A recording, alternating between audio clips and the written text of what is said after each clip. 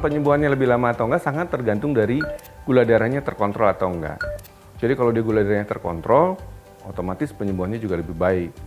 Ya, tapi kalau gula darahnya nggak terkontrol, otomatis penyembuhannya juga jadi lebih lama. Contohnya luka operasinya misalnya, ya, atau luka jahitannya, itu akan jadi lebih lama sembuhnya kalau gula darahnya tidak terkontrol.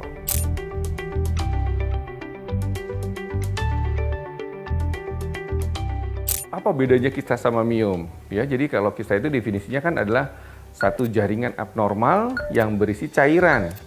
Ya, itu adalah definisi dari kista. Kista itu bisa ada dimanapun, bisa ada di hidung, di mata, ya, di rahim, ya, ataupun misalnya di yang paling sering kalau buat perempuan tuh di indung telur. Makanya kita bilang kista ovarium. Nah, kalau miom itu sendiri apa? Miom itu adalah tumor jinak yang berasal dari otot rahim. Jadi bedanya begitu. Itu suka sering ada pertanyaan tuh misalnya, dok saya operasi kista, bisa lahir normal nggak? Kan begitu kan? Apakah harus sesar gitu kan? Nah, karena dia berada letaknya di luar, di indung telur, dan tidak ada cacat di rahimnya, dia boleh lahir normal. Berbeda kalau misalnya dia operasinya adalah operasi miom. Karena miom itu adanya di otot rahim, kalau diangkat, dioperasi kan ada cacatnya tuh rahimnya. Pada keadaan tertentu, kalau misalnya miomnya besar dan letaknya di dalam ototnya, karena miom sendiri ada 3 macam sebenarnya. Ada yang di kulit bagian luar, ada yang di dinding di dalam otot rahimnya, maupun di dalam rongga rahim. Ya, nah pada kasus yang di luar, itu pada kondisi itu masih bisa lahir normal. Tetapi kalau kondisi yang ada di badan otot rahimnya, di dalam kafum rahim itu, dia nggak boleh, dia harus sesar.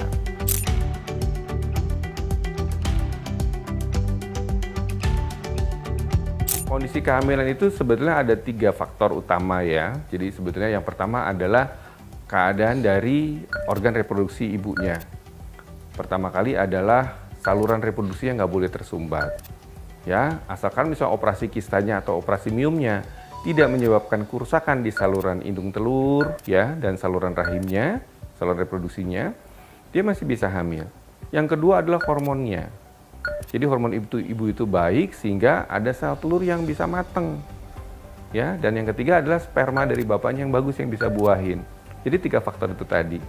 Ya, nah kalau berhubungan dengan kista sama miom tadi, selama tidak mengganggu hal tadi, misalnya dia operasi kistanya tidak merusak ovariumnya. Ya, jadi masih ada sel telur dan ovariumnya masih bisa bekerja dengan baik misalnya gitu. Maka hormonnya bisa baik, masih bisa hamil. Operasi kistanya tidak mengganggu saluran indung telurnya atau miomnya, dia masih bisa hamil.